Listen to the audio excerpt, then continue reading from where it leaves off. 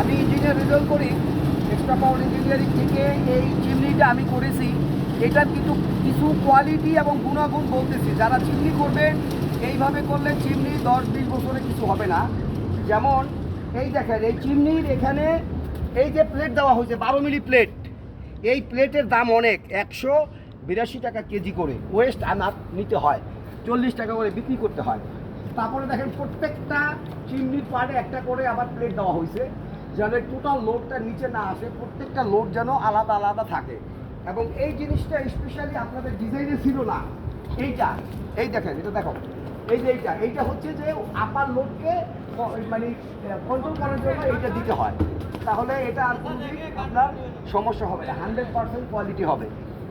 তো এখন আপনারা চিন্তা করেন যে আমি কেমন বেনিফিট করছি, আর অন্যরা যা করছে তারা এগুলো কিছুই দেয় নাই, তার বেনিফিটের তফাৎটা কী হবে বলেন? কারণ আমি আমার বিবেককে করতে চাই না। আমি 25 বছর দেশের বাইরে ছিলাম বিদায় আমি কাজগুলো পারফেক্টভাবে করি। বেনিফিট যাই হোক না কেন, কোয়ালিটি 100% থাকতে হবে, এটা হচ্ছে আমার ওপিনিয়ন। Thank you.